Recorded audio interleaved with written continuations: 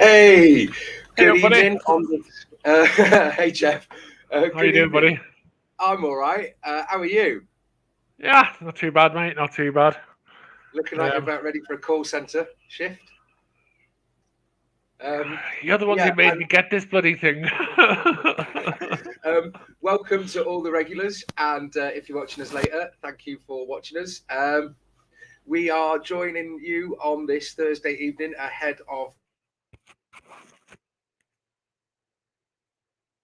Have you frozen?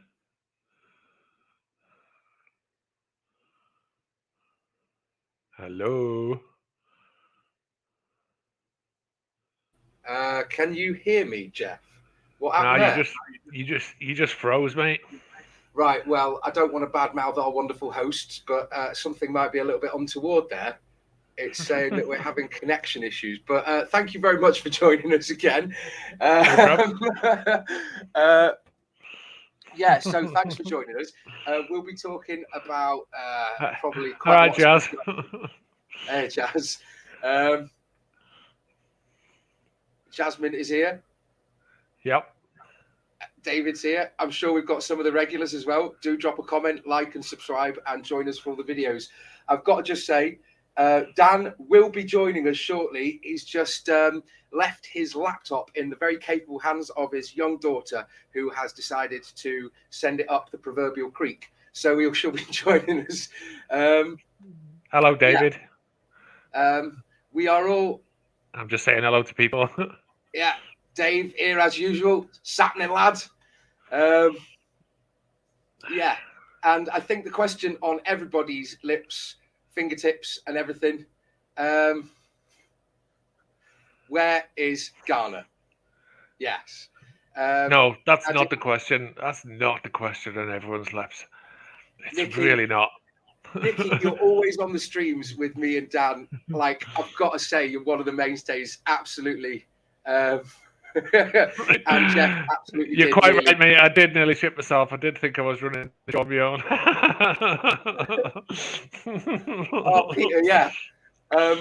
Shame you're not going to be sat behind me. I will be in my usual seat in the lower Bullens, which is kind of close enough to the street end. I've got to say this, right? It's got to take some faithful devotion to sit in the street end, because maybe it's just because I've grown up with football games and FIFA, but I like being like sideways on the pitch. So I don't know about you, Geof, but the park end and the street end, like, that takes some devotion. I know you get it when you score, although the last few years have been a bit. So I don't know. Yeah. Yeah. Well, to be honest, I mean, I haven't been to many games in quite a while. My regular one was Upper Gladys. That was where I used to sit originally. Oh, right. So you are one of the faithful. Jason's saying, yeah, another game coming up and still no striker. What I've got to say is, yeah, that's the important one. yeah, that is the important one. I think that is kind of going to be a little bit of the broken record for today, because, yeah. There are many questions. There are many questions to be asked about how we're going to line up on Saturday. That's the big issue of the day, I think. I mean, I don't know about you, Geof, but getting rid of Dele Alli. Thoughts? We haven't. I mean, my thoughts is I've just watched the training video and he was in it. And he was in it laughing and joking with Anthony Gordon, who also seemed like he was going nowhere. So, oh, sorry, Pete. As far as I'm aware, he's basically. Sorry, I'm trying to figure out because this screen I'm not quite. Right, Dave said it here. We have to start with yeah. Cheers, Toffee man. Welcome to everyone. Thanks for joining us. Like, Dave's jumped right in there and said we have to start with Rondon. Now, a little bit of a recap on Villa. I will say that, however briefly, we were sort of spanked, and I think it was fair to say that a lot of people have blamed Lampard or the tactics, but equally, I don't think it's entirely his fault. Well, I mean, it is for selecting the players, but the players that we played up front, Gordon, up there. Yeah. Oh, Ryan's trying to gag in. What's he doing? Is he? Yeah, we didn't have strikers. We didn't have players in set roles, and I know it was covered in the sort of the video that we did for the match reaction. We need a striker, and we didn't have players that, as I said, I was on there commenting. We didn't have players that inherently and instinctively knew the demands of the role to push from the top to avoid like Villa just pushing at us from every opportunity straight from the back. Oh, yeah. What's going on here? I've no idea. I'm trying to figure this. I'm trying to figure out how to work these comments, but like I said, I still don't know what I'm doing here. That's all right, Geoff. I got that. Like I'll take care of the admin because my expertise is maybe a little bit lacking for this one. I'll defer over to you. Nominate Geoff. University challenge or universally challenged. Yeah, that's true. Hey, we are joined by Daniel. Hey up, Dan. All right, buddy. Are you feeling better? My battery's on low, so if I'm gone, I'm gone. But let's see what I can do. How's your head? Are you all right? Yeah. I woke up with it, to be fair. It's a very strange night last night, but I won't even go into that. Sorry, buddy. Do you know when we did that questionnaire, that Everton questionnaire last night? Yeah. My lights was going on and off, flickering on and off. Oh, so you might have just, yeah. Richo says, hi, Dan. And Dave makes a very interesting point. Nice little wife beater you got on there. Or is it Rab C. Nesbitt?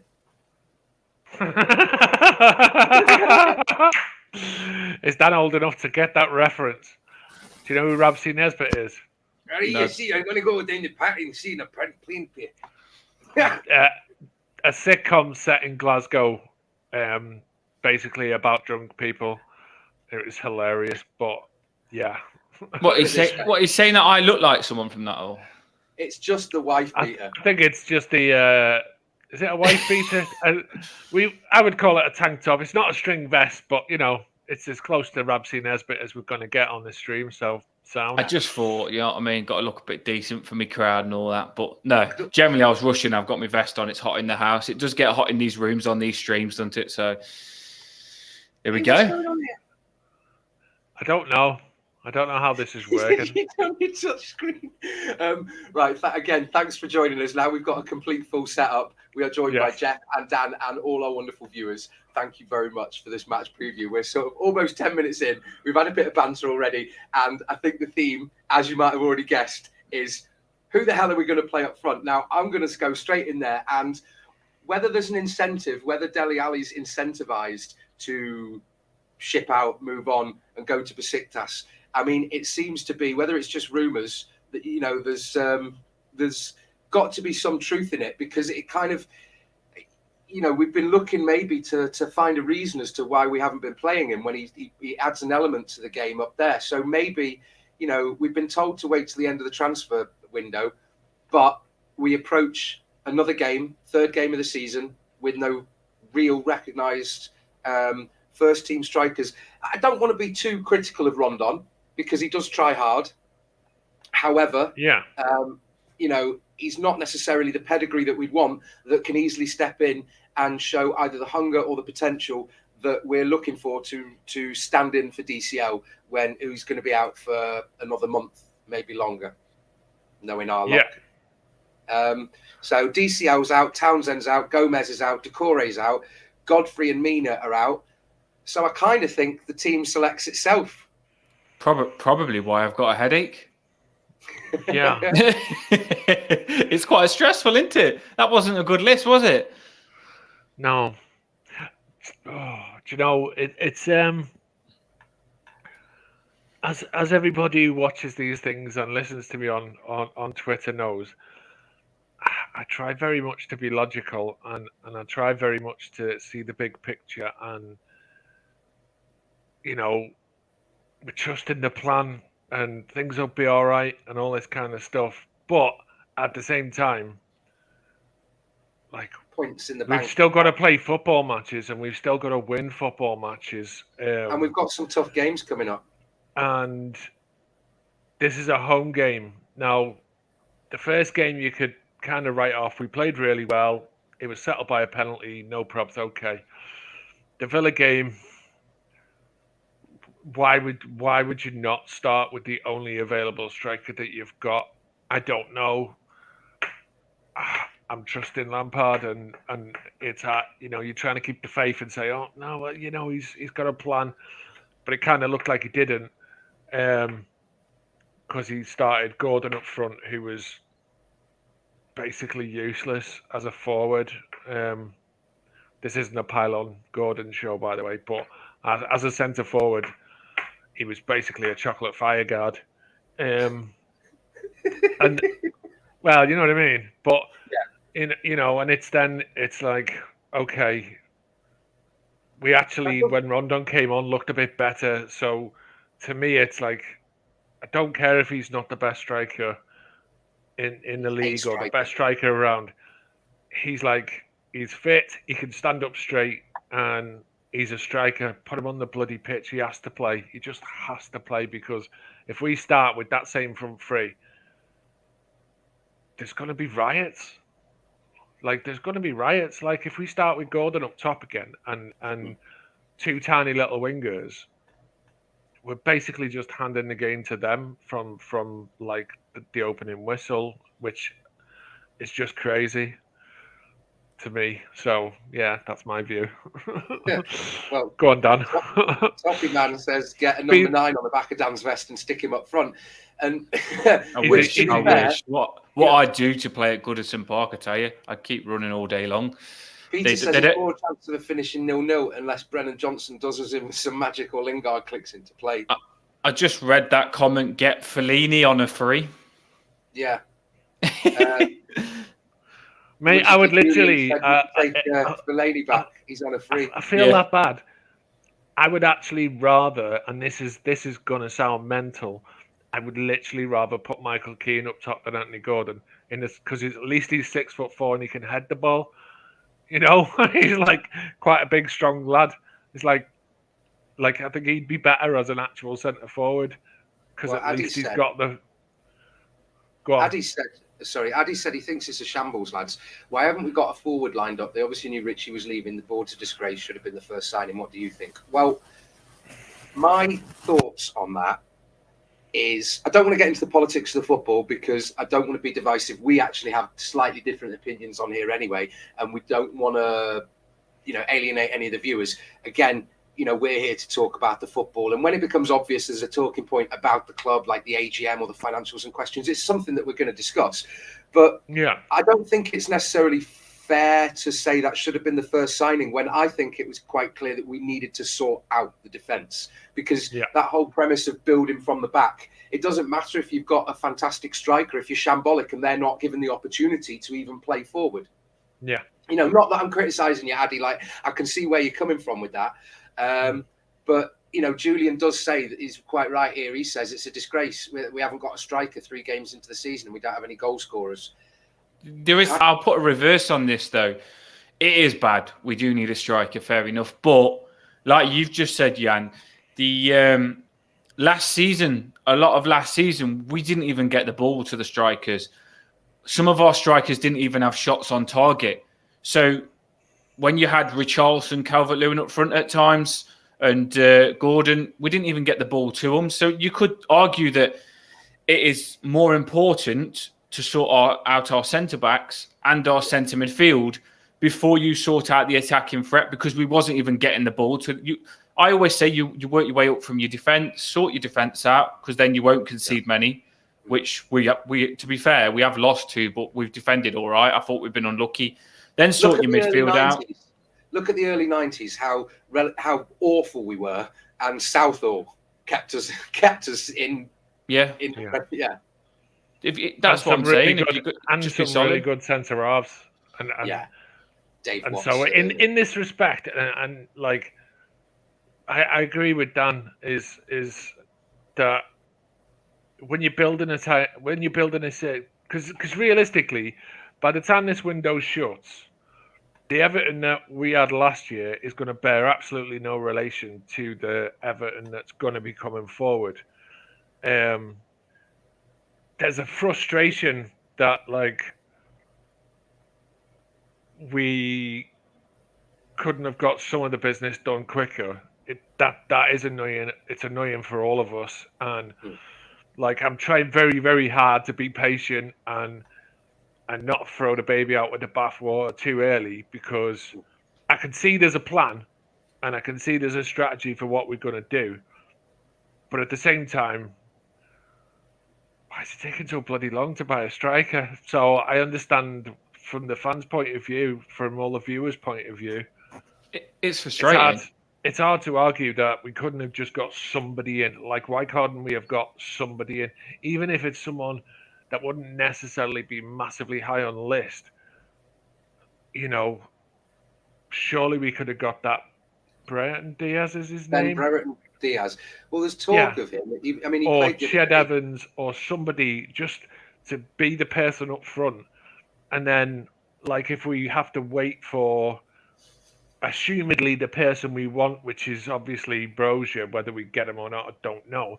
But, you know, get one striker in to just be the backup person until you can get the person that you actually want. You know, it is frustrating. Yeah. I mean, equally, you've got to bear in mind as well that we don't necessarily want to splash the cash on a striker, and then force DCL out. Do you know what I mean? We're in a very difficult situation where you look at it from a business point of view, that if somebody's on sick leave and they're perfectly capable of doing the job, do you want someone in temporarily? Do you contract out? Do we get a player in on loan? It's stuck between the rock and the hard place. And then, but if we sort of touch on, because it's not just Everton, obviously, fingers crossed, are going to play on Saturday, but we will be playing Forest. And let me just put it very briefly. Forest have signed 16 players. They've reportedly, I mean, it's not necessarily confirmed, but it seems to be all but a done deal. Morgan Gibbs-White for 44.5 million to Wolves. Yeah. And we were after him. Do you think he's worth that? No, but that's not what they've paid anyway. So they paid 25. Hi, Ali. Hi, Ryan. I just read that AD Pope's comment about David Moyes. Go on. It makes you appreciate how good Mr. Moyes was, because either side of him, we've been rubbish. I'm a Blue since '88, so one cup. Yeah. I do think we're starting to build a Moyes team now, though, and we've got a manager that will be more attacking than Moyes if he gets it right. But that Moyes team, I always said, we need a Jagielka, we need a Lescott, and we need good players like that Moyes team. I feel Cody, Tarkowski, Onana, Gonagai is cracking signings, and all we are missing on that Moyes team is a good striker. Not that Moyes had a good striker, to be fair. I mean, Dave's just said Brereton Diaz wouldn't not be a gamble at 10 mil. He could possibly be another David Nugent, but at 10 mil, you could recoup that no problem. It's a good point. By the way, keep the comments in, guys. Can't necessarily feature them all because we're trying to sort of fit them into what we discuss. Do appreciate it, though. Hi to the new faces and the regulars, Dean, Ali, like and subscribe. Yes, thanks. That's Barry me saying said, like and subscribe. If Gibbs-White's worth 45 million, Gordon's worth. Okay, so is the answer to the question, because I've seen this comment come up a lot. So I'll just clarify the information for everyone who doesn't know. They're paying 25 million with 7 million in add-ons that are guaranteed, which will take it up to like 32 or something like that, and then a potential of up to another 10 million on top of that. So they're actually like at the very maximum. Like if somehow like they qualify for the Champions League and win the title and win some cups, they could like in some fantasy realm they might get that kind of money, but they're not really. They're getting 25 and a guaranteed another 10 on top of that in compulsory add-ons, and then the rest is just pie in the sky.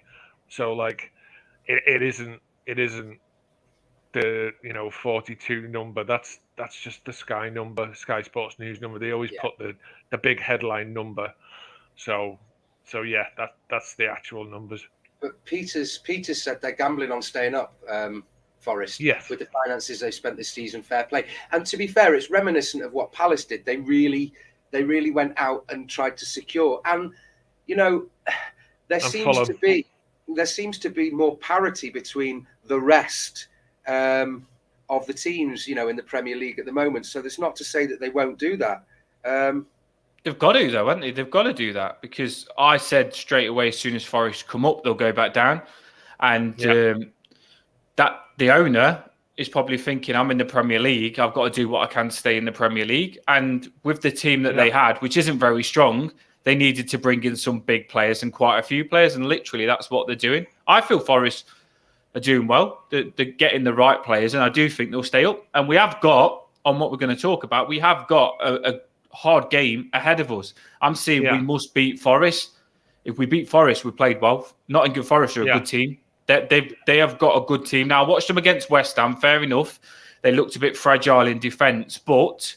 That's what I was going to say. Yeah, they look a bit fragile in defence, which is where we've got to hit them. But they do look quite dangerous on the attack with the players that they've got. So we have got our hands full. Well, I mean, Julian, I've got to say, Julian, you're being... fair play, your opinion, mate. I think you're being very critical guilty of signing players without knowing the style of play, because I think you also said about 5 at the back. I read that about 5 at the back, but someone says something about Cody can't play 4 at the back. He has said he can play in the 4 at the back, but maybe it's just not that you play Cody and Tarkowski. You probably play one of them with a fast player as the 4, but you've got to have backup for Tarkowski if he gets injured as well. So you can't be doubting Cody. Cody will be a cracking signing. Hiya, Mark. Mark. Hiya, Robbie. Always a pleasure to see you, mate. It's a shame one of the kids we've loaned out could not have made a name for himself. Sims is clearly better than Rondon. Is he, though? Yes and no. I mean, playing in a different style of league, but then again... I don't know. I mean, because here's the thing about players like Sims is he came free pre-season with all of the other players, and we got rid of him. So you would have to assume that they looked at him and said, "Nah, he ain't good enough. Let's send him away because he's not ready or he's not good enough. He basically isn't up to the level of being a first teamer." The same view, really, for Rondon, I think, and certain other players as well within the squad. Frank's to touch on the Cody thing, Addy said he played 4 at the back for England, so he doesn't fully agree with that. I might get grilled for this. I actually think that Rondon, if he starts, because I said last time he'll start and he didn't. If he starts, I think he'll have a good game. I just want to say this, Julian, you've contributed now and again. Do we have a patron who runs the channel who wants to message them? Ryan, who comes on, actually sets all this up, pays for the streaming. It's just us. We come out of the goodness of our hearts. Actually, Ryan is my cousin's partner. So it came on when he noticed that I sort of blew up a little bit on Twitter with the poems. He got in touch with me and was like, come on the channel. Because I've been going the game, like every home game for 16 years. Dan's been doing it. Geof, who's been talking with Dan and some of the other lads on Twitter. So basically, this is a labour of love. Very much more a labour at the moment than it is love. But it's and a learning process as well for all of us. So we're still new to this game. Like I think if you look at some of the other other YouTube channels, like. In 6 months we'll be like a completely different thing to what we are now, because we'll all be a little bit better and we'll all know the technology a bit more, and so I've got to say a big thank you to, we've had quite a few generous people out there that have dipped into their own pockets, sent equipment, cameras, genuinely lovely, salt of the earth people, Evertonians, and I can't even say like just how thankful I and the rest of the team are. It's on the brink. It's crazy how nice some of our subscribers are. Like literally, we were struggling to get all the equipment ready, and someone popped on and said, "You need some stuff," and then they sent out cameras and stuff like that, and everything's clearer. So we won't forget. Thank you for that, because if the channel does take off, it helps us massively. Julian, we're on. I don't know if you can send messages on YouTube, but if you want to get in touch with Follow Everton, Follow Everton on Twitter is managed by Ryan. So yeah, that's if you want to get in touch with him, you're more than welcome to, or drop me I can get you in touch. I'm on Twitter. We've got our Twitter handles there. Geof is a load of numbers after his name. I'm at Yanndalf1. And Dan is at Toffee Blue. He wanted to be at Toffee Blue Blood, but it sort of cut it off so he's at Toffee Blue 1. Can't change it now, so it's got to stick with it. Hey, Jetrix, joining us from the States, I believe. Good to see you as well. Listening to you fellas at the office at work, I feel famous. And Jack the lad, I can't share all your comments. You've been saying some very funny things, and I hope it makes you laugh. Have a chat amongst yourselves. And thank you for mentioning that. I noticed that, Robbie. Thank you, much appreciated, honestly. And equally, I'm using a directional mic at the moment that lovely fella Mike got in touch with me, and he did a fundraising thing for me to do videos.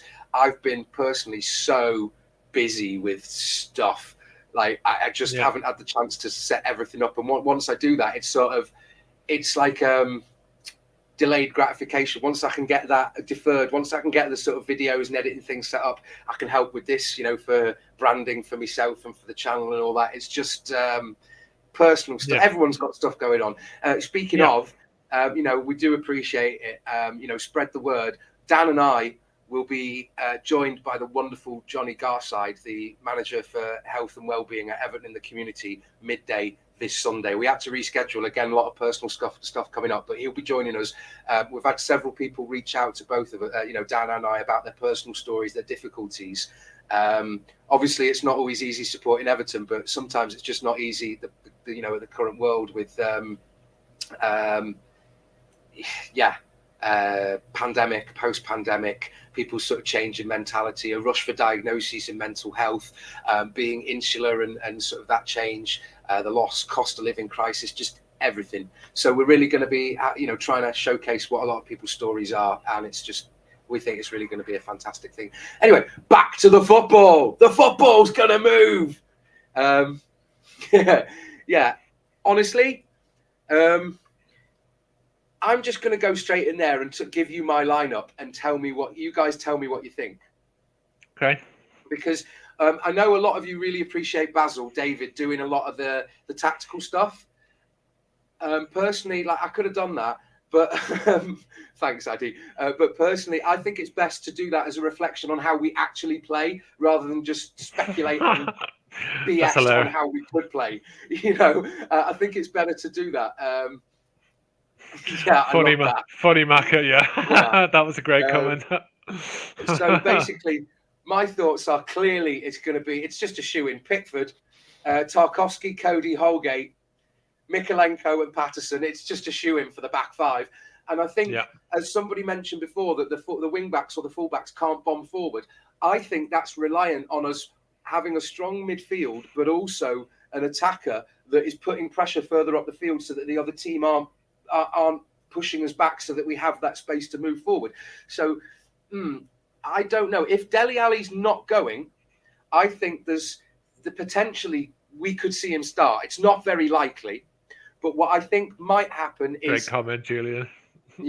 I genuinely think that back five with Pickford, the usual back five, but I'm going to go for Davies and Onana in centre mid, with Iwobi and Gordon on the wing and Rondon up front. He has to play Rondon. And if we play that, we 1-0. I can see a 1-0. Interesting. Yeah. Cheers, Ali. Sorry, while you're talking, I'm just sort of pulling up a few comments here and there so I can. Yeah, Stephen makes a very good point though. Literally, I think it's reflected on my team selection there. Forest team talk must be so easy. Our team picks itself and we haven't got anything up front. Yeah. So okay, right. Here's the deal. They've bought a lot of players, and that doesn't mean they're good. It doesn't mean they're good. Who else, Dave? Who else?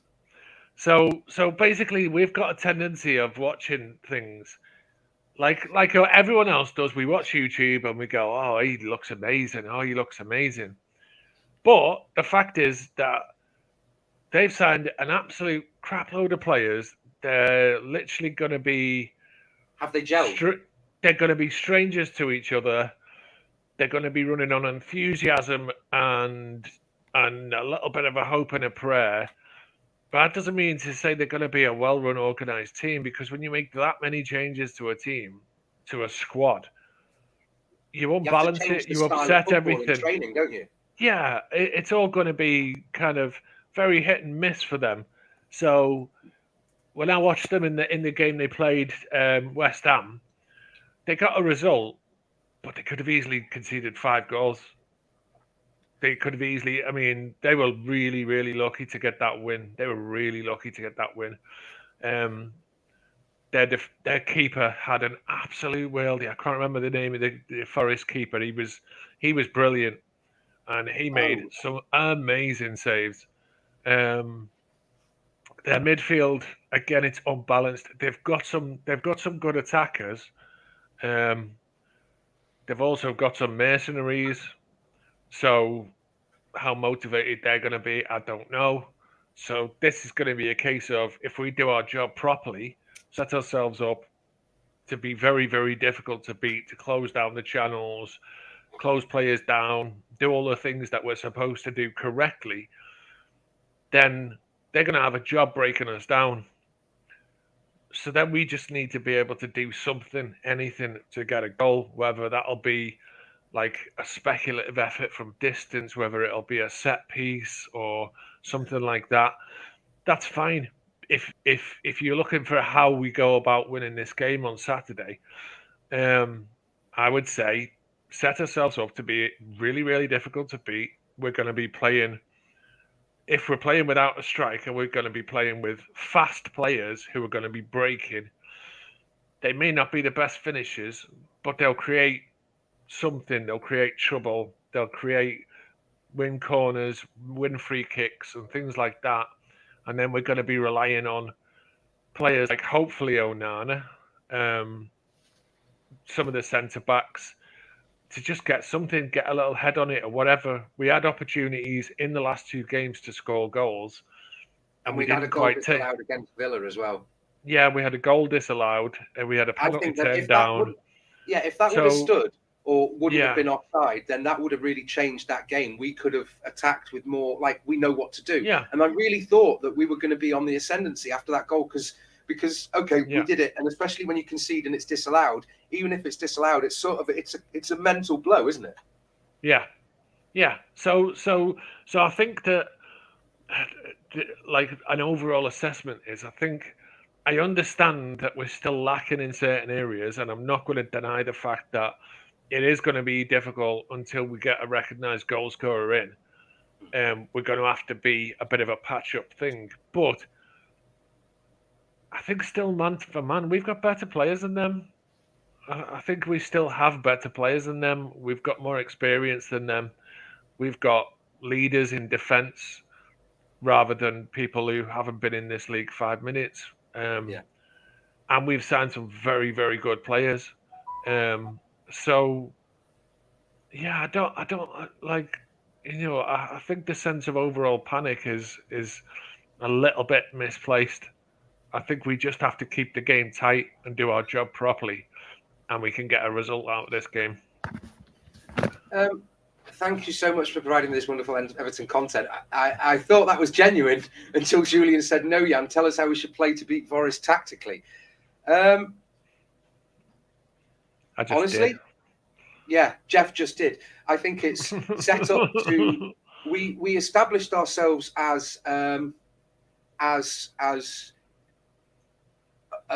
very weak,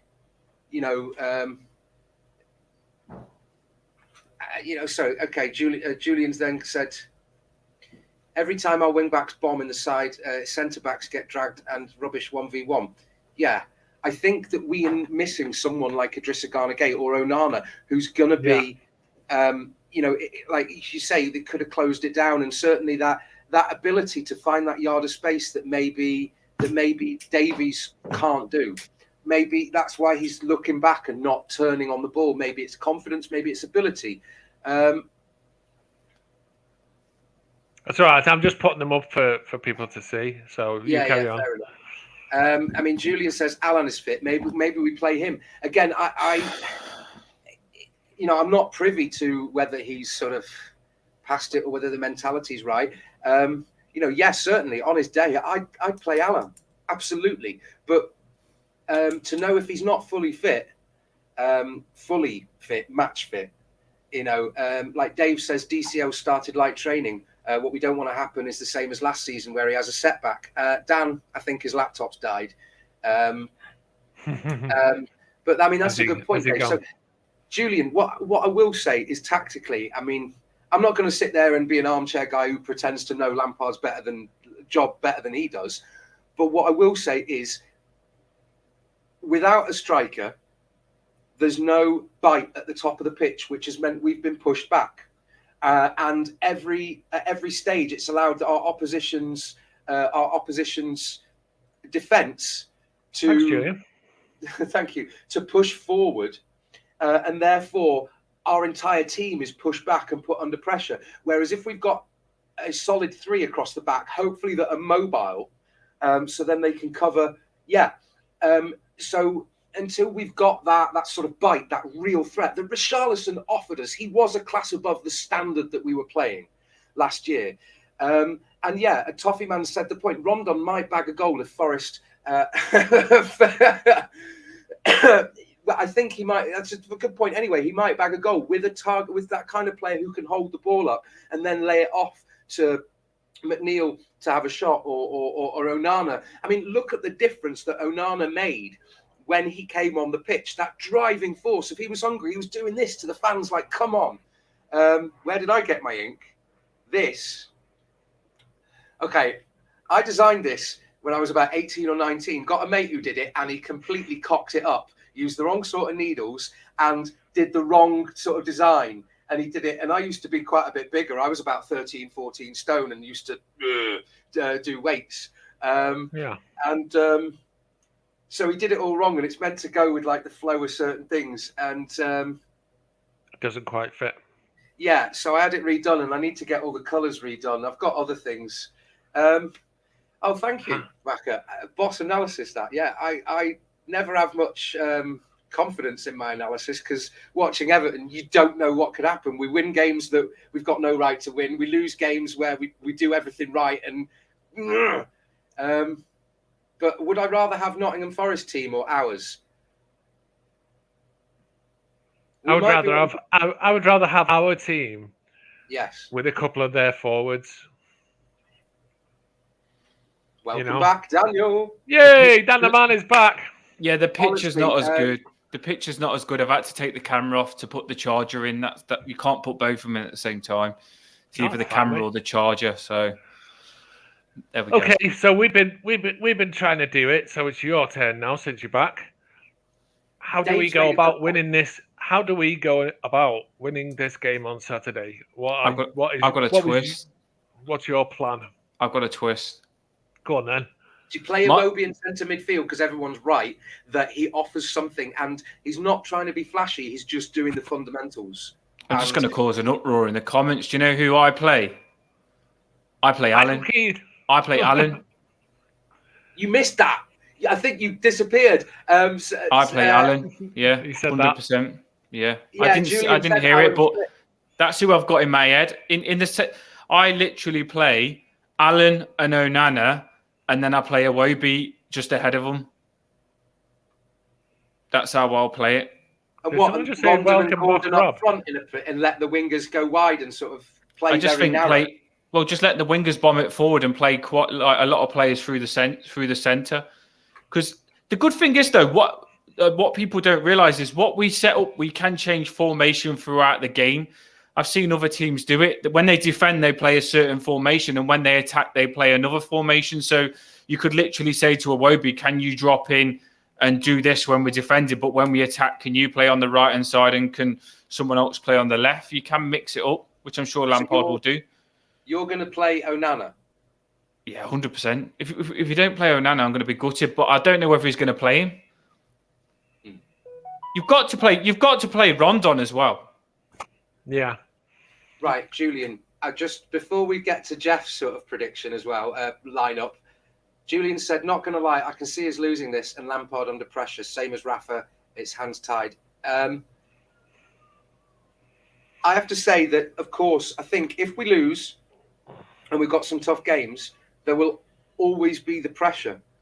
But I really, really don't think. I think that the last thing we want to do is to seriously talk about sacking Lampard when he is demonstrably not the problem. He's inherited, he's sorting it out. And if you're in the process of transitioning, and especially if, it's not a finished project and we've still got the rest of the transfer thing and we're still reliant on, fingers crossed, DCL getting back to fitness. When he's demonstrated that he's got Tarkowski and Cody in, and we've signed Onana, we've got in, for relatively good prices, McNeil, Vinagre. Nice one, Julian. Sorry, you carry on. Yeah, I think that while it's an interesting, and probably there's truth to it, Julian. I just think that it's going to be reactionary. But yeah, I mean, everything Everton's pointed out just there. Onana starts out the pitch and causes carnage as they suspected. He's one of my followers on Twitter, and we agree with each other on a lot of stuff. So he's right on that. Everything Everton. We both said, Onana, get him in the box. Look what he did when he literally made a mistake. Wasn't the reason for giving the goal away, but was part of the reason. And then he said, right, I've made a mistake. I'm going to go up there and get us a goal. And he did it. So if he can go up there and get a goal that quick, then just let him do it from the start. I'm going to say that I predict us playing. It's not going to be a fun match. It's not going to be a flashy match. It's not going to be a match that we're always going to think we're going to win it. But it's going to be close. And do you think this is like, I'm Lampard all the way, but do you think like he's going to be putting himself into trouble with his lineup if he puts out what we don't want? Because if he doesn't start Onana and he doesn't play Rondon, I really can't see the reasons behind that. I really can't. I think that's asking for trouble. I think he'll have people on his back if he does that, because basically that other game, Lampard's still learning, but you've got to change it if you get it wrong. When Rondon come on, I looked at some videos of the last game. I analysed it. When Rondon come on, he got a flick on for Anthony Gordon. He flicked it on, and Gordon had that chance. Yeah, perfect. Just one ball to Rondon. He got the flick on, and we attacked. And you could see, even though Rondon didn't score or do anything, he just made that chance for Gordon. So just having him there made a difference. And if you watch Forest last game with their striker just being a nuisance made them score that first goal for Forest. So now, Jack, I just want to touch on that. Jack said Lampard ain't going anywhere. What you chatting? I don't know whether that's to other people in the comments or to us. We're just bringing up the issue that somebody said that there could be pressure. I'm 100% behind Lampard. I think we should be. But of course, there's going to be fans that react, reactionary, as in like, we're not getting the results. I didn't say he's going anywhere. No, that's why I brought the comments up, because it's like, I don't want anyone to get the impression that any of us are thinking he should be under pressure or he should be out the door, because none of us think that. Because even though there are some short-term issues, we expect that once he's got the players in that he wants and the window's shut, we will have a good side. Lampard rejected offers. That's exactly what Dave's saying, Geoff. If we sack Lampard, we'll carry on playing the same pedestrian football we did under Coleman, which we've been playing since he left. Yeah. And part of that comes into the identity politics that took place, where there was a different cabal of key players that each manager wanted to be the core of the squad, rather than having a cohesive squad, which is, I think, can I tell you what? I know it might piss a few people off, but it's only 2 minutes. Can I drop in my latest poem? Go for it. It's good time. Right. Well, by the way, just on that Lampard thing, definitely, he's got to be with us 2-3 years. He needs time. But I just think to get a bit of pressure off his back, he's got to play the right players that we want to play. But I'm Lampard all the way. You can't change managers. We've learned that already. Dean is right.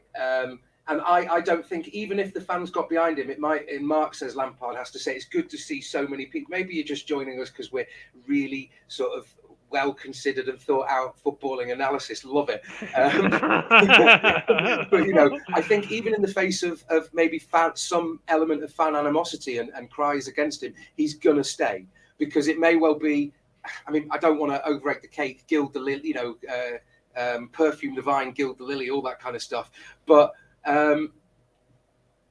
it could be like a Ferguson moment, an Alex Ferguson at United, you know, a galvanising of no, he's here to do a project, and that's genuinely what he wants to do. He's not here because it's easy. He's here because he wants to prove his credentials or his ability.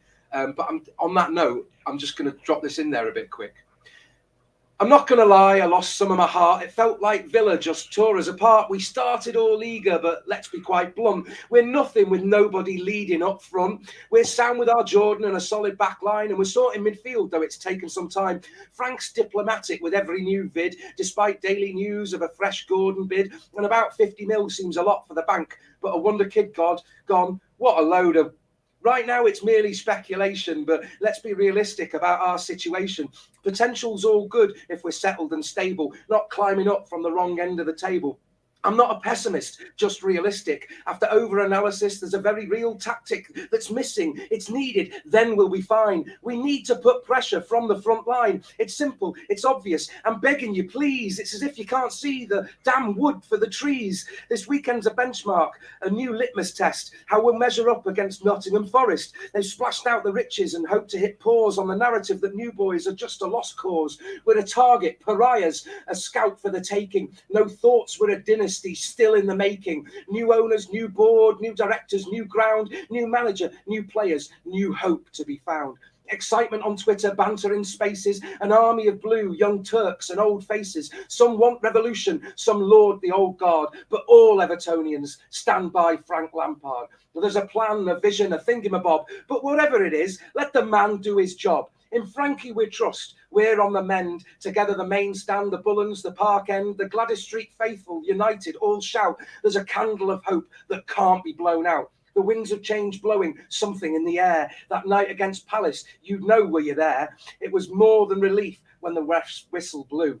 Onward, Evertonians, to battle anew. Nice one.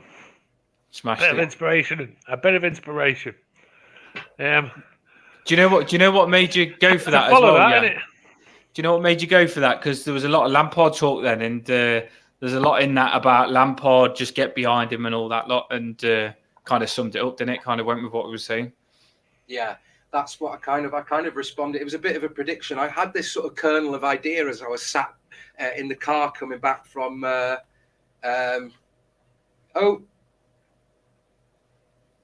Ryan, I'm assuming. He's banned. It could be. He's banned from the channel. Yeah, no, of course. He got red carded from the referee, and the referee he's not allowed to go on the channel for 2 days. Thank you, Jet. I appreciate it. I was worried, like the one last week that I did for Villa. I thought, no one's going to like this. This is about my personal journey, but it's about everyone's personal journey. We go the game, and yeah. I mean, I'm sure. Obviously, Geoff, you're doing long distance quite a bit, and you know you sort of take a step back, live a bit further away. Dan, other side of the country. Is this a Forest fan? We do love. What we'd love to do in future is have maybe a guest, a fan of our opposition. Mark, if you're a Forest fan, come on then, let's have it. You know what I mean? Like, welcome. We love it. Yeah. Like, we're not here to be. I mean, if there's any sort of banter, it's just going to be a laugh. Like. You know, everyone's allowed on. Wood, but it's a bit... Even when we want all people on, because if we come up against your team, we don't mind a bit of banter on this as well. We want everyone on. But yeah, if you want us to bring it, then we'll bring it, because we've got Talkie, we've got Onana, we've got the Delia Smith, Beast. apparently. Yeah, we've got the mighty Rondon. We've got Sam and Rondon. So let's go. Yeah. We're ready. Make sure you're ready, Mark. Got to get the fight talk going. So what I think we'll do is, if that's all right with you guys, we'll sort of round it off with Geoff's expert analysis prediction lineup. Oh dear. Okay. Ryan's joining us. Hello, lads. Hey, buddy. All right. All right, mate. I've been. What's going on there? All right, mate. Just giving a shout out to you. I've just been watching you. I've been listening to the whole thing. Very Nice. good, very interesting. I had you on in the car home. I was listening to you just then. I was getting a shower. I put you on in the background. Very good content. You can't go wrong with this. Yeah. There's a couple of things I want to see us do tomorrow on Saturday. I want to see us unleash Onana. Just literally say free roll, go, no pressure on you, and just go and do your thing. And I would solidify the team by saying to wise old Alan coming back, and he is fully fit. He's only going to get fit by playing games. Your job today, Alan, is to just sweep up and mop behind Onana and let him do his thing. That's probably what I would do, because I think he looks like the only lad who can go past someone and got something about him. I'm not really. He had a hunger and ability against Villa. He changed the dynamic of the game.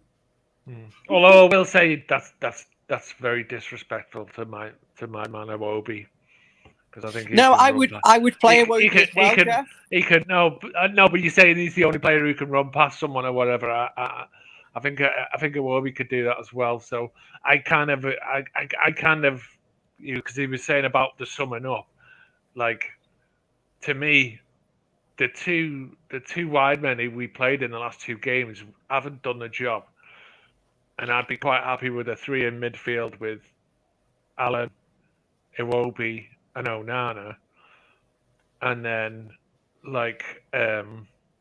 Gordon behind Rondon. And then play the wide fullbacks getting balls in, and because it's one of those, if we're not going to create, if the wingers aren't doing much, maybe a bit of a brute force, straight down the lines, blunt approach, if you know what I mean. Might work. Men. I think. Yes, I think they are, Dave. I think they are, mate. It's ridiculous. They've got like 47 players or something, haven't they? You've got to play Iwobi, Onana, and Allen for me. That's the combination you've got to go for. Yeah. Iwobi, Onana, and Allen. But one thing I will say is Iwobi is class and he's playing absolutely incredible, but he hasn't got the drive that Onana has got. He's getting really, really good on the ball. He's absolutely everywhere, but Onana has just got something where he'll just say one-on-one, he will do someone one-on-one. Iwobi... So go on. Sorry, I was just going to say, so just on your point, if you're saying that, then are we going to go to a back four? No, I want. Do you know where we play the five, or the three with the wing backs, and we play a two, and then we play the three attackers. I'd play the two attackers and get Iwobi to just help out with the centre midfield and just play him behind and play it as a two. Yeah, so we're not going to have any width, though, are we? Because if we play Rondon, that's Mikolenko and Patterson, isn't it? That's their job. I'd rather secure the middle, though, Geof. That's exactly what I was saying. So, are we basically by consensus saying Gordon behind Rondon and three midfielders, flat back three, and the two wing backs? Have we solved Everton's tactical dilemma? Well, I think I've got a lot of gripes with the whole thing. Obviously, Geoff, I spoke to you the other day. I spoke to you about this. We're not going to, in my opinion, the five at the back is going to last 5 minutes because we haven't got the players at the top end of the pitch with that brilliance, who we can rely on. Because ultimately, the reason we're playing five is because we didn't have 4 defenders who could defend. So we compensated with the extra defender. We didn't have the midfielder who could, the extra defensive midfielder. But I think it's made us even more blunt up front. I think we've got not enough bodies up front. I think it basically becomes a 5-2-3. When you've got a 5-2-3, you've effectively got. I can't even see what I'm saying. Sorry, Tony Sloan said, as a Forest fan, it'll be exciting full speed. Kind of tying into what you were saying about the fact that maybe it slows us down by having that 5 at the back. I just think it's too to build. There's several issues for me. The 5 at the back becomes 5. And I'll get off and let you get on with this in a minute. By the way, the 5 at the back becomes a flat back 5. which isn't very Yeah. fun to watch. Without Okay. someone up front, yes. Yeah, it becomes Yes. a flat back five, okay, and then you've got two in midfield because your wingers, Gordon, McNeil, don't sorry, not Gordon, Gray and McNeil don't track back that well, so they're getting pulled everywhere. I don't think they've got the work rate, and basically then you're left with the one striker who's isolated up front on his Todd, and then two midfielders in covering the whole of that pitch, up and down. And I think to get the best out of the players we've got, I would prefer to see us do 4-3-3, Iwobi, Onana and Allen in midfield. The wing backs can still bomb forward, and I would go for Holgate and Tarkowski as the two centre backs, and I play Rondon up front. And You drop Cody. I'd drop Cody and I'd go to a 4-3-3 for this game. We're at home. Fullbacks can still get forward. We still got the coverage and defence. We've got Allen and Onana in midfield who can sweep up, and it allows Iwobi to start. It means we've got a striker. It means we've got width. I think that's the best short-term solution, because if we do a 5 again at home and it becomes a 5-2-3 with wingers stuck out wide, one up It front, shouldn't be the we're 5 not though. going to score. We're not going to score. It shouldn't be the 5 though. Like we make it a defensive formation, but it is actually playing with 3 defenders. If they play as wingers, it shouldn't be defensive. It's just us that make it that. But it should actually be an attacking formation, because you should be playing with just 3 defenders. Sorry, mate. And the wingers are high. So it should be a good formation. We just don't play it right. But on what you've just said, on the 4 defenders, I feel when Ghana guy comes in to help those 2 centre-backs out and can literally cover them, that's when we can play the 4, when Ghana guy's there. Because you could even play Tarkowski and Connor Cody together, because if you've got Ghana guy in front of him and one of them are struggling, Ghana guy's got to come in and play the sweeper and help him out for me. Wasn't Allen brought in as like one of the best defensive midfielders in Europe? That's what I thought he was brought in to be. The Idrissa Gueye replacement. To plug the gap that you need if you need to be defensive when you've got 2 centre backs. Exactly.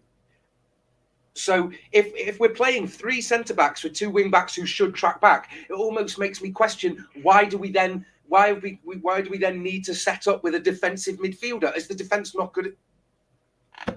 If we don't play, if the wing backs don't play high and wide against Forest, and we do this 5-2-3 formation, we're gonna have a shocker.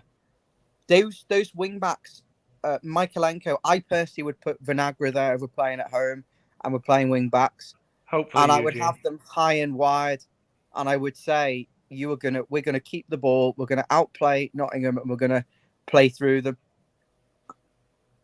Thanks, Jonathan. Sorry, I'm just replying to some people while you're talking. I did read someone said the other day to me, would you play Michaelenko with left centre-back, play Cody and Tarkowski, and actually play Vinagre on the left wing-back as the 5 and not play Holgate? I mentioned that a while back because potentially have him on the left. But Ryan makes a very, very good point in that, do we set up to be automatically defensive if we don't have an out-and-out and very threatening striker? Then it just reverts to 5 at the back, as if we were Portsmouth playing Chelsea about 10, 15 years ago. Yeah, sorry. Just it's interesting. We haven't said this. Dele Alli and I seen today Dele Alli and Gordon both trained, and it looks like will Dele Alli be involved? It said last night he's left and he's gone, and then he's still training. That confused me. What do you think on that? I think the agents have agreed the deal. In principle, Everton have given him the green light to go. It's confusing. But it's one of those situations where we're that desperately light, we can't actually sanction any moves. I think they would have banned on having an incoming player by this Saturday, and it looks like we haven't.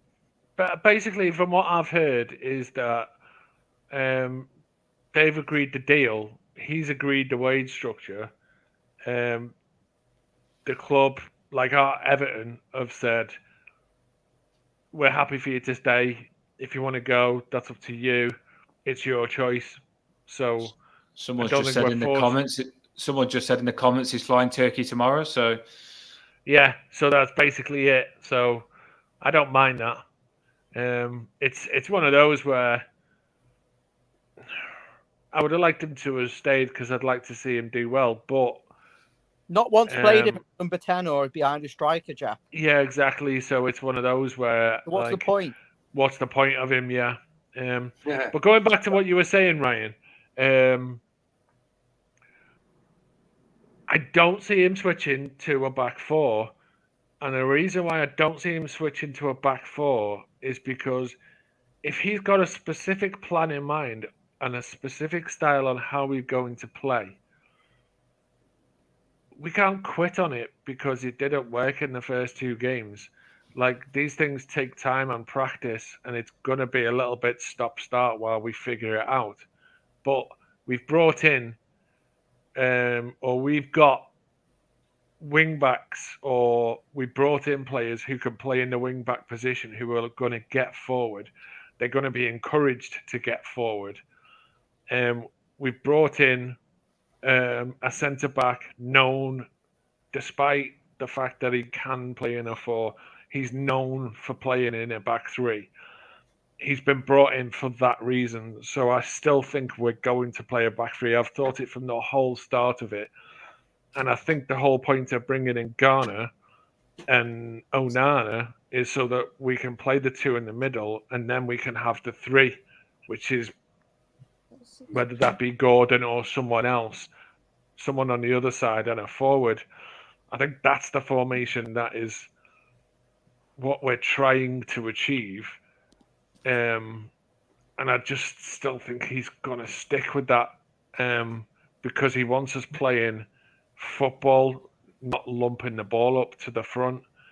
So, well, which it's it really makes a big difference though, because we haven't been lumping it up as much as we had a predisposition to do last season. We're not doing anything, Yanndalf.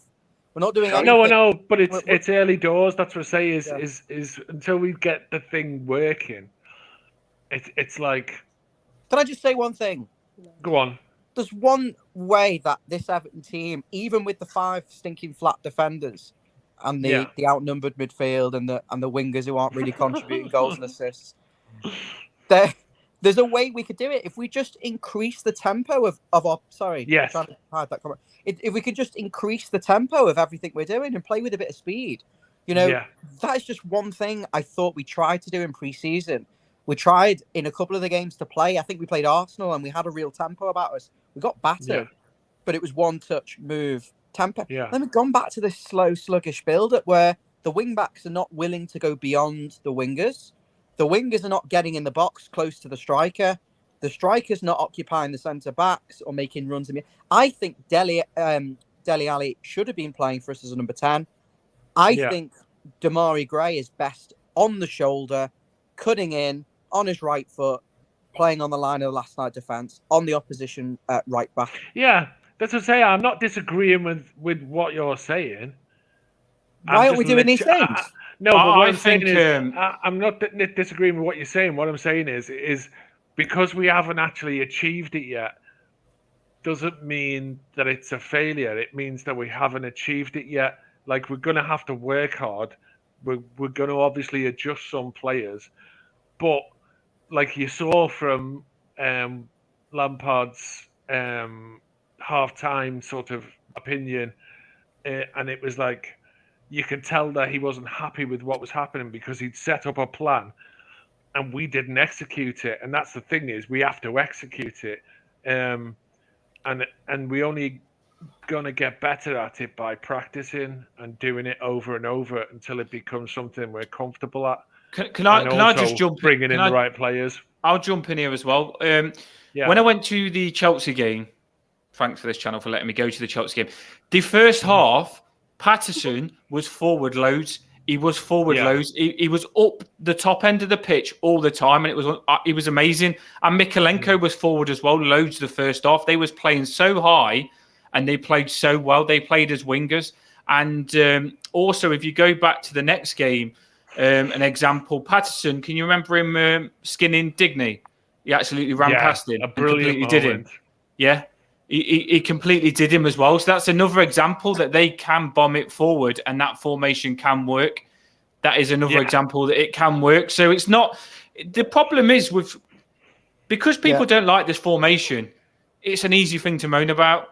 It's but just when you don't play attractive attacking football, it becomes a very defensive, boring formation. But it is also, having looked into some of the tactics, I can't say I've read the book that Kevin Thel once done, but having looked at some of the tactics at the start of the season about football theory, it's got some of its roots in total football and tiki-taki and Dutch football and the triangles and like Barcelona football, and it is a versatile position that's why I think though that it's one of those situations where all it needs is one thing to be missing for the whole thing. It's like a pyramid. If you have one thing at the base missing, then it all goes to I actually think it's getting close. I think it's working more than it's ever worked, this formation. And the thing is, it's one of those where it's clear to see, and it's so obvious that the main thing missing is DCL, because he's building this system around like what he does, his movement, and it's not just the centre forward. I think it's the physicality and the movement of like moving defenders around and bullying people and stuff like that. And I think that's why he's chasing Brozier as well, because he's after a particular type of player for that position. And you kind of think it is like sort of, they're all spinning wheels, and if they're all not in balance, it kind of does look, and the other thing is, as Ryan said, the energy, if you're playing it at a slow pace, it doesn't work because it just invites pressure. So it's like once we've got all of the pieces in place and we get good at it, it's going to be a really, really dangerous system, and it's going to be really hard to stop us. But it's also quite good defensively. It's a really good system. Yeah. But like you say, it has to work in its entirety. Yeah. And that's the thing is, that's where the patience comes in, is like, it's going to take a little bit of time for this all to click into gear, to get the right players in the door and everything else. But once it's up and running, we will be a much better side. But in the meantime, watching us is quite frustrating. Well, so what's your prediction for tomorrow then, Geof? Sorry? What's your prediction for tomorrow? Saturday. Sorry. Optimistic or realistic? Realistic. Maybe they're the same. That's a good answer, or is it a good answer? Yeah. I think another point just not linked to that though. I think when your centre midfielders are good enough, your wing backs can get forward.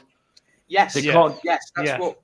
If they can keep possession, your centre midfielders, and keep the ball, it's going to allow your wing backs to get forward because you've got the ball. And when you've got the ball, it's easier for the wing backs to get forward because there's less risk. Yeah. That's how I feel about that. That's why I'm open-minded. Obviously, you talked about Chelsea. Hang on a second, Jan, with the comments. You talked about Chelsea, how we actually played, and we were quite good. The only thing we missed, arguably, against Chelsea was the centre forward to make everything tick. Yeah. So I'm thinking it could be the fundamental away problem, away from home. We just go in our shell, we play slow, we let the other team impose themselves on us, and we don't have an answer for it. I hope Lampard does. You made a good point there, Ryan, though, because against Chelsea, Decore and Iwobi had a really good game in centre midfield, and they played well in centre midfield. So when they kept the ball, it enticed Patterson and Mikalenko to get forward because they had to, because Decore and Iwobi was on the ball. So maybe, like you say, with Onana coming in and Ghana Guy, it might make this formation work better. That might be the plan. Yeah, I mean, I've been critical, but I'm open-minded in saying, with a little bit of optimism, that the 5-2-3 would work if you stick a genuine centre forward in there. The wing backs are high and wide, and the two midfielders are Ghana Guy who just sweep and mop everything up, and Onana who will box to box it. Yeah, and I think that's the absolute key. Is we've known this for a long time. It doesn't matter what formation we played. I've been watching this shitty crap football team for such a long time. the James middle of the agreed with pitch, Dan. the middle of the pitch is where games are won, lost, drawn. Like the middle of the pitch is where you win games. It's the engine room of any side, and our midfield has been absolutely Woeful. pants Yeah. for years. Not just under Frank, No, but but since even Fellaini. before, like even under Carlo, like our midfield has been rubbish for a long Martinez. time because we're slow, we're pedestrian, and the passing is atrocious. And if we want to become a good side, It's funny because it's true. Yeah, but if we want to become a good side, we can't like go back to doing what we did before and trying to pick up results by being solid and hard to beat. And there's a ceiling to that kind of football, and it always comes apart. It always comes apart eventually. You know, we start the season quite well, and then we fall apart, or we have a good little run in the middle, and then the end of the season falls apart. And if we just keep doing the same thing over and over again, we're going to expect the same results. So what Lampard is trying to do is set up a system that will work home, it'll work away, it'll work every game, because it will be a consistent level of performance. The passing will be consistently, the tempo of the play will be consistent. Like the lines that we're taking, because he's looking at the angles of passing and the movement and things like this. It all has to work, and if it works properly, it's going to be a consistent performance every week. It's not just going to be at home or away or against big sides or against little sides.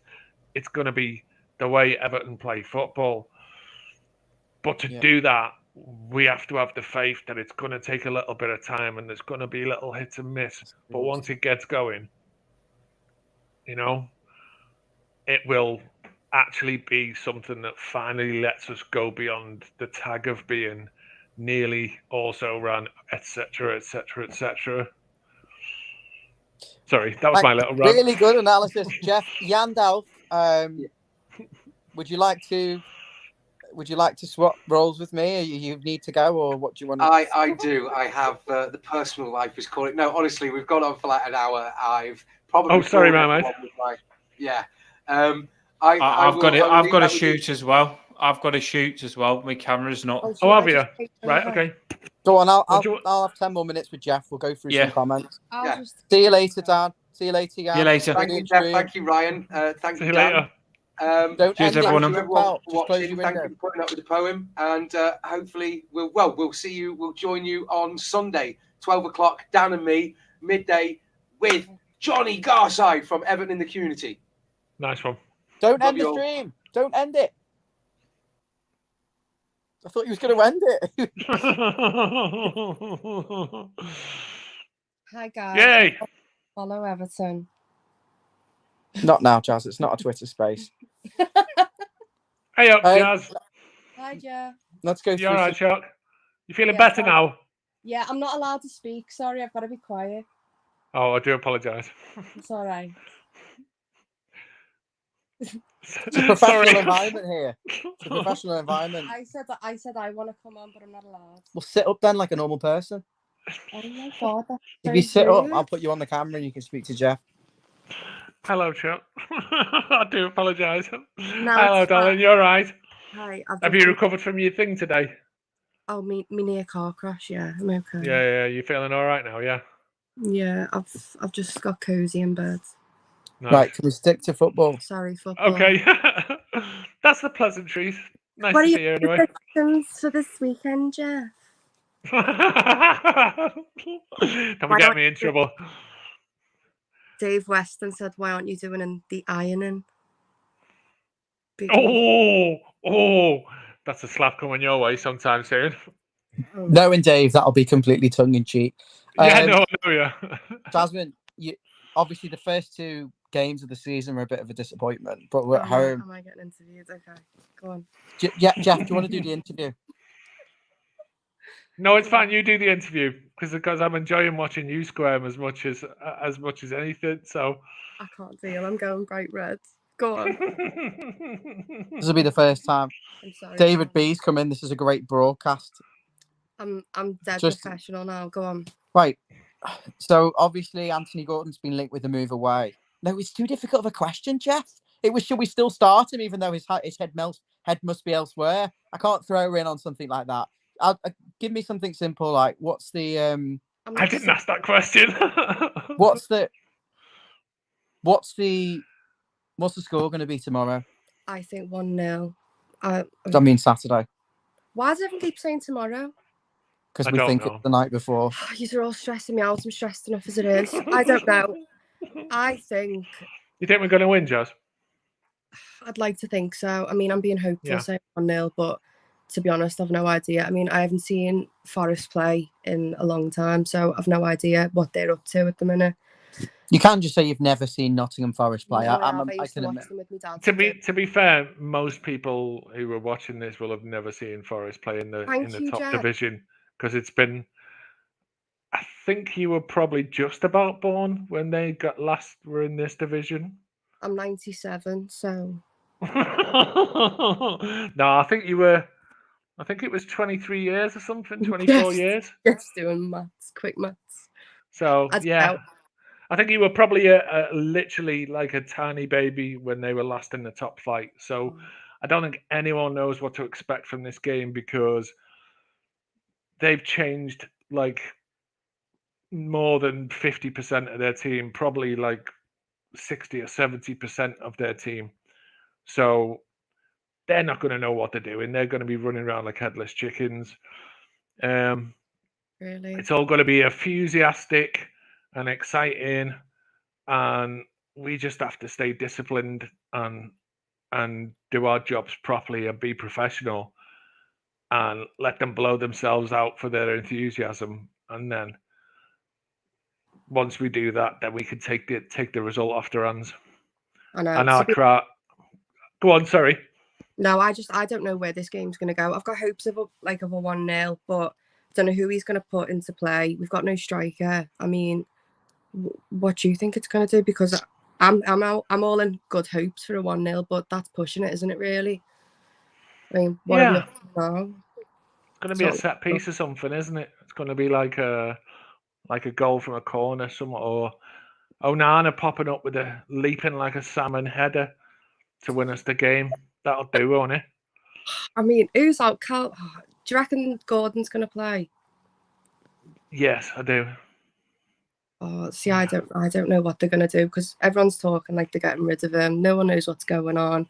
He was pictured in training today. He's going to start. Yes, I know that, but who knows? Yeah, I think he'll start, and he. The one thing that you can guarantee with him is that if he's on the pitch, he'll work his ass off. So he's not gonna, like some players just if they think they're leaving, they're not bothered. Yeah. Anthony Gordon's not that kind of person. So if you look back at like when he thought DCL was moving or going, he started playing proper rubbish. That was like a few months back. So I don't know. He was looking a bit rubbish, like he was wanting to go somewhere else, and then God knows what happened to that. He's got back in the game, but he doesn't score. No one scores anymore who needs to be scoring. Obviously, that's true. That's our big problem, isn't it? I know we've put our defence up a bit better, and our midfield's looking a bit better. A bit better, yeah. Where'd you sit, Jazz? In the ground? I sit at top balcony, row R. And was it a good view? No. It's all right, but some days I do go a bit like, who's that? And I have to go to some excuse me, love. Who's that? I can't see. You've got to like proper look out for the numbers. I don't know anyone by Yeah, well, how do you think I feel? I'm like, where are you? Like that. No, I don't go regular. So I went to the last home game, but yeah. Are you going on Saturday? No. Oh, Geof. He hasn't got a ticket. We've sorted him out. I might have a spare, so Let me get back to you. But you're sitting next to me then, so sorry. Okay, cool. Has he actually got a Thanks, Geoff. spare? I said I might. Don't get this poor guy's hopes up. Did you hear the might, Geoff? Did you hear the I might? did hear the mic. Don't you worry, Chuck. It's fine. All right, Jazz. Thanks for your contribution. Say goodbye. Nice one. Thanks very much. Tell everyone to subscribe. Please subscribe, like, and comment to my channel. I mean Ryan's channel. Just change. You two are having a big row after this finishes, aren't you? Nice one. Go on then, Ryan. Right, let's have the tactical D. I can't compete with that. No, you can't, mate. It's fine. Don't worry about it. It's it's acceptable. So come on then. Let's have the tactical debrief. Oh, for fuck's sake! How are we going to win this game on Saturday, Ryan? 4-3-3. It's not going to happen, but I'd go 4-3-3. Damari Gray on the shoulder of their opposition right back. You just get him. Rondon up front, make a massive nuisance for yourself. Full back, the license to go forward.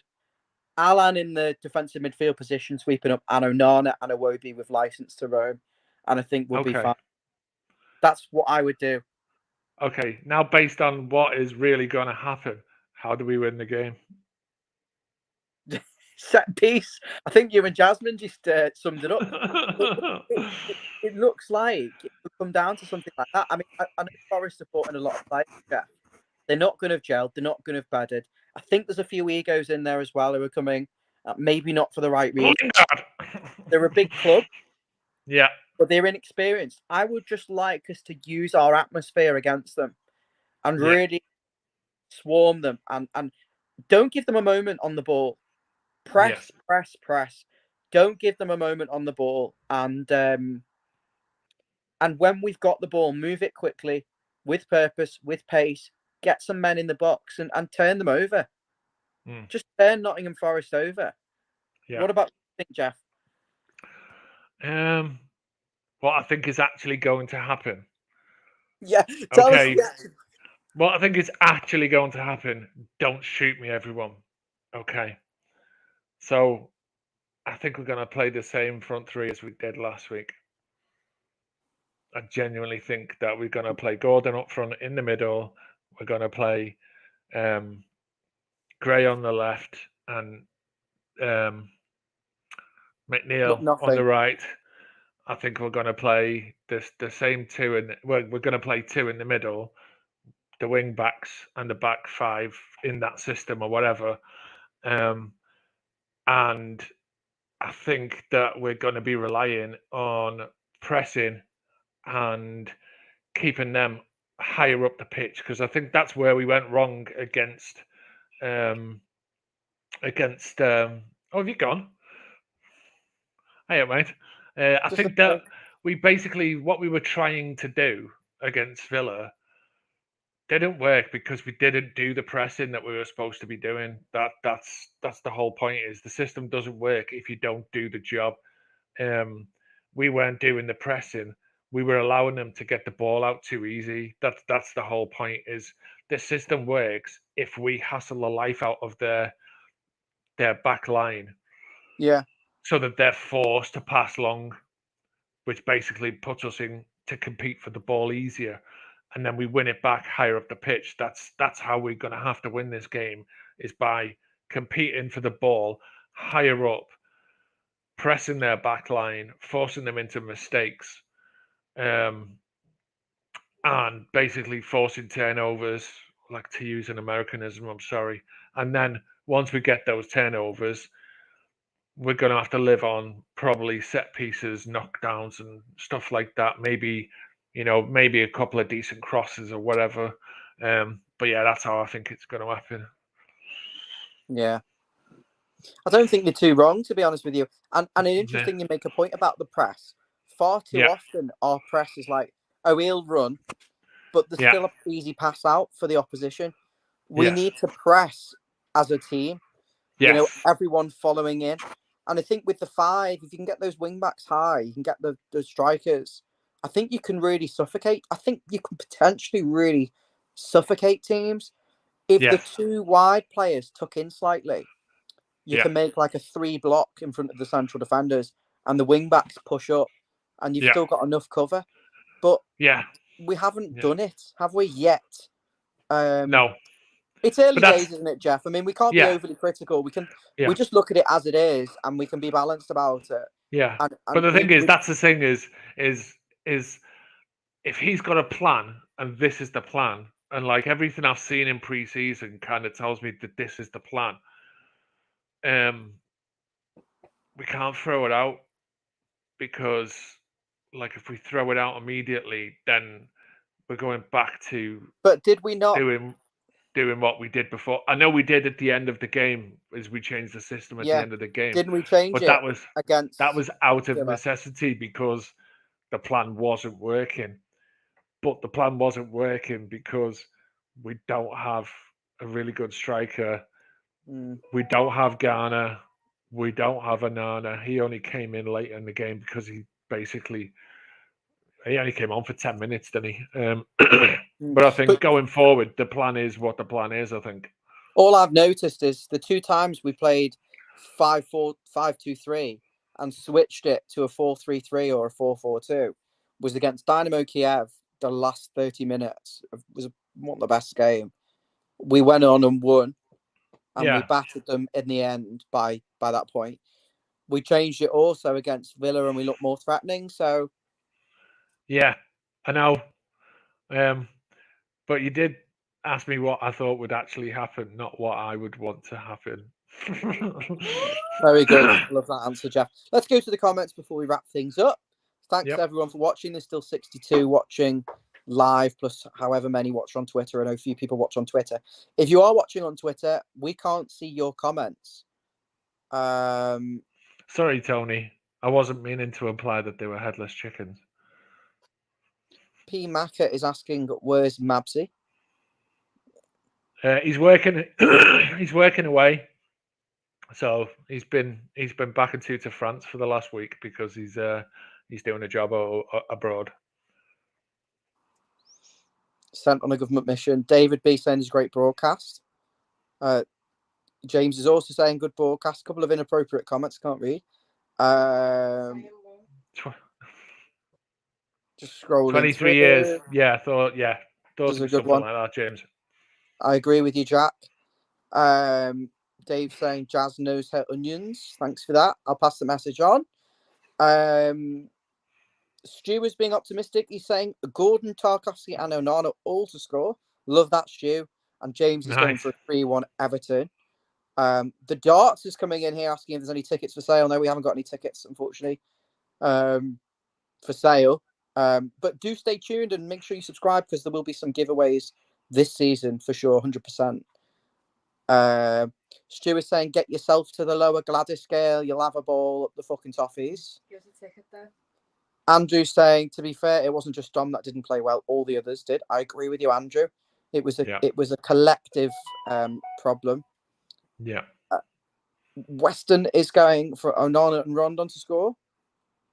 I'll take it.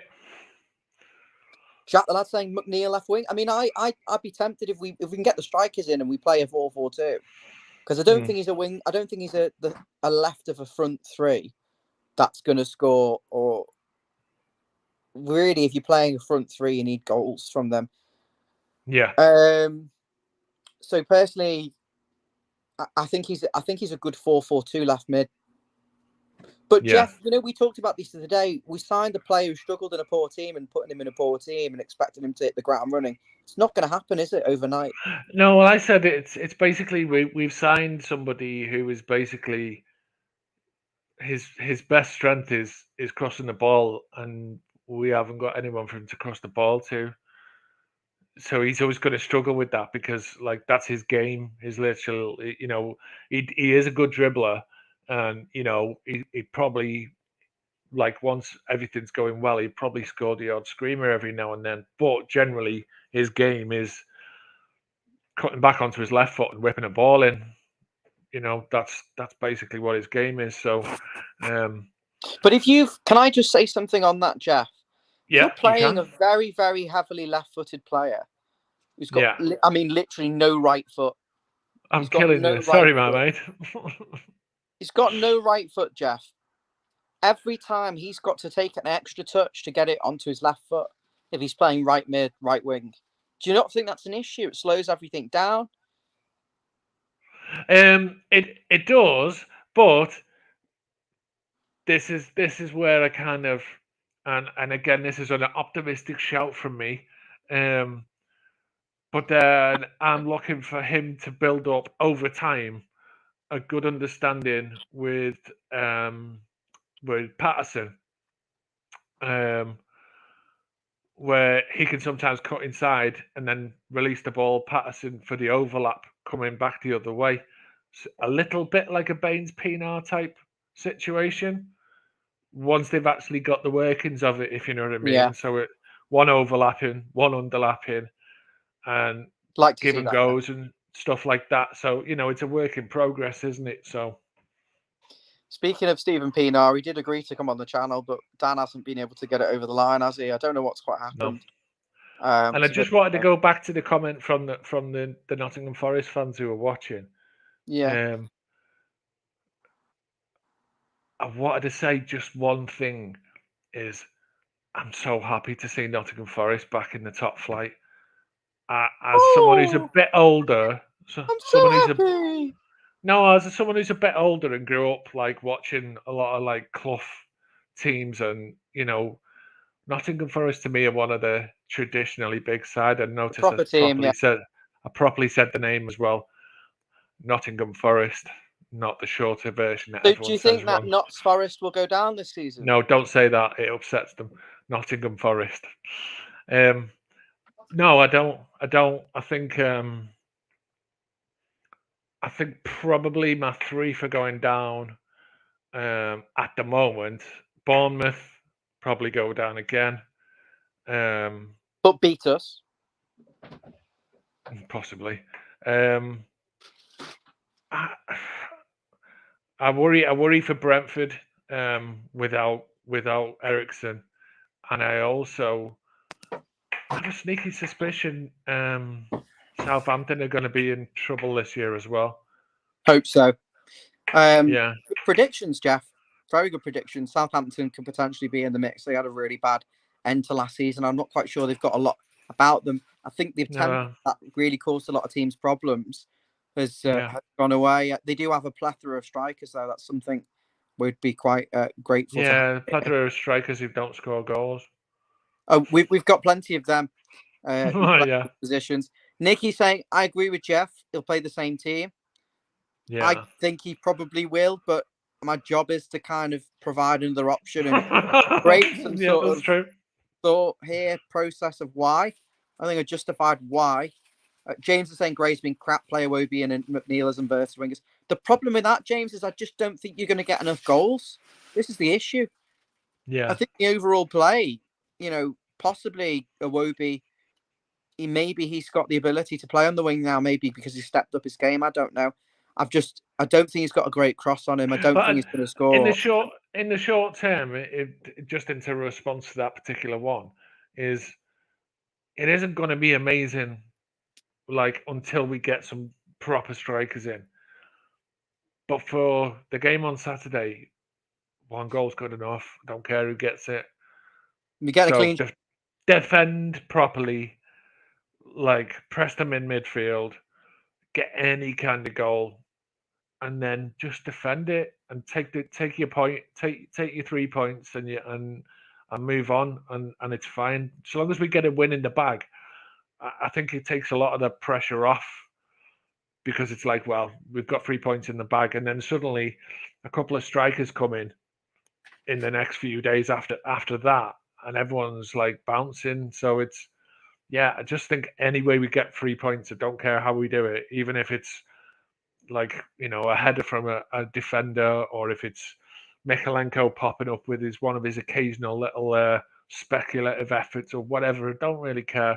Just defend well, do all the basics well, make it really tough for him, nick a goal. Anyway, he'll do it, yeah. Maka is saying it was hard to press in the heat last week, but it was the same. Yes, good answer. I mean, I think there's no excuses potentially on Saturday for not pressing. We're at Goodison Park. We need a win. Yes. We've lost 2 on the bounce. The fans are moody. I think we've still got enough quality if you bring in likes of Onana in. Well, debatable, but I think we should be taking the game to Nottingham, swarm them, play with a tempo and press. The Darts is asking, sorry, about Gadrissa. Geoff, have you heard anything?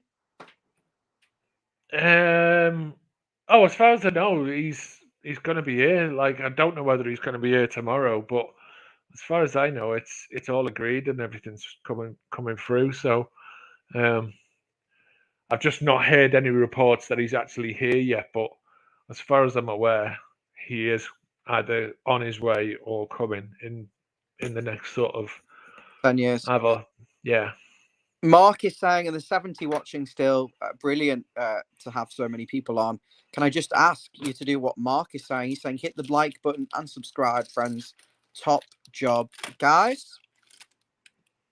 Thank you, Mark. That means a lot. Yes, Geoff, they should do exactly that, shouldn't they? Join us on this journey. I think we're up to about 1,350 subscribers now. That's good.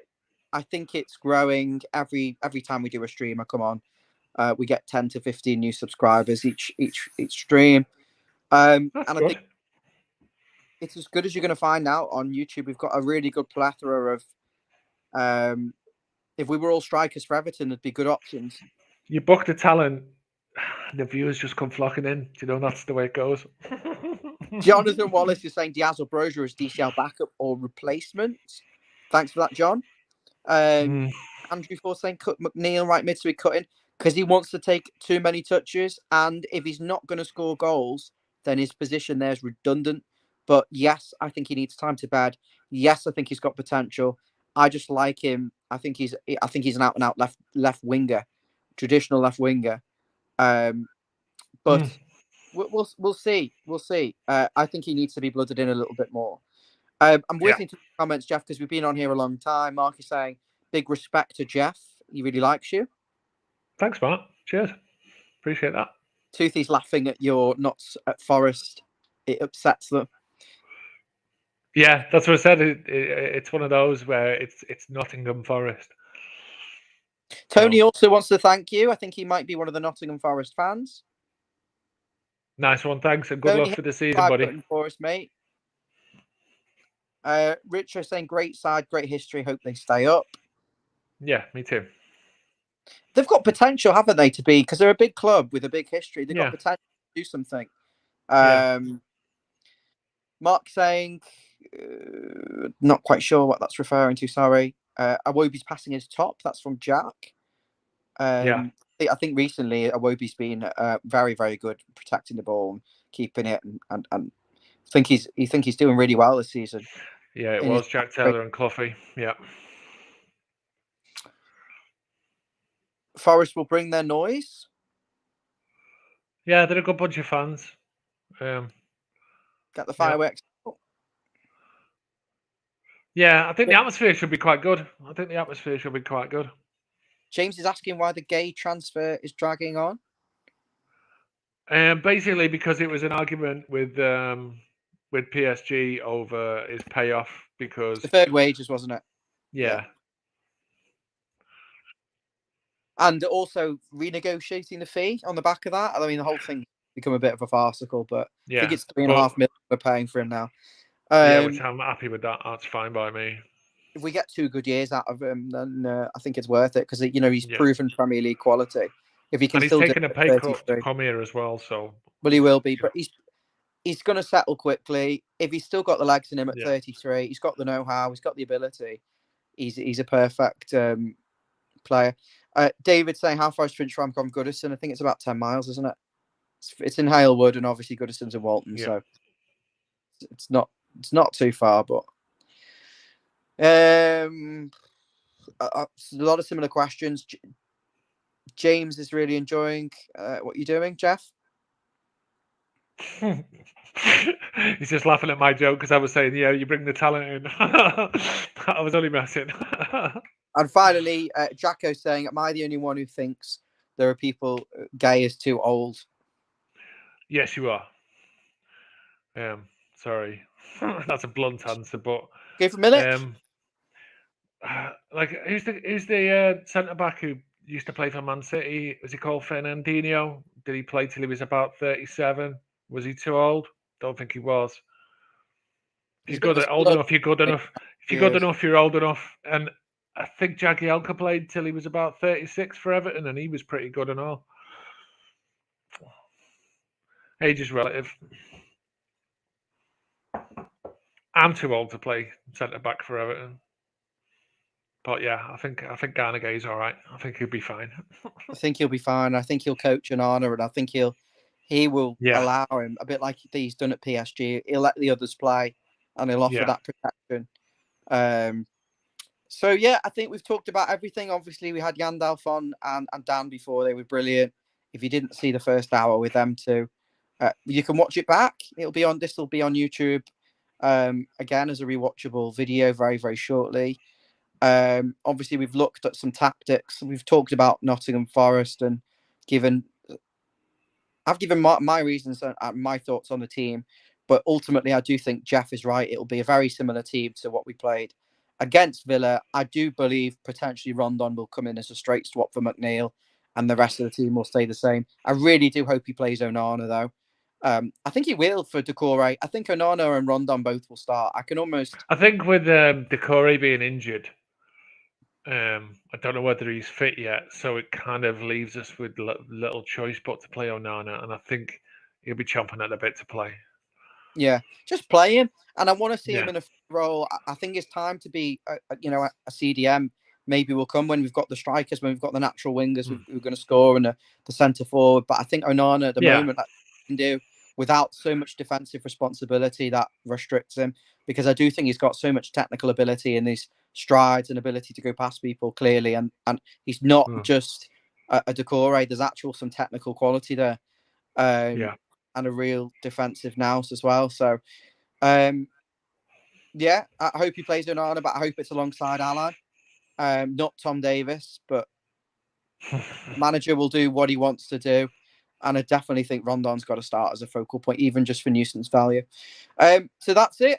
Thanks for watching, everyone. Loads of comments. There's probably several hundred comments tonight. So many people watching. Matty is just saying about Browen next week. I don't know if that's the latest development. Hopefully that would be nice to see him. I don't personally think Anthony Gordon's going to leave. My gut feeling is he's going to stay. Thanks, Mark. Good luck for the rest of the season, apart from when we play you. The lads have enjoyed the stream. Geoff, any closing comments?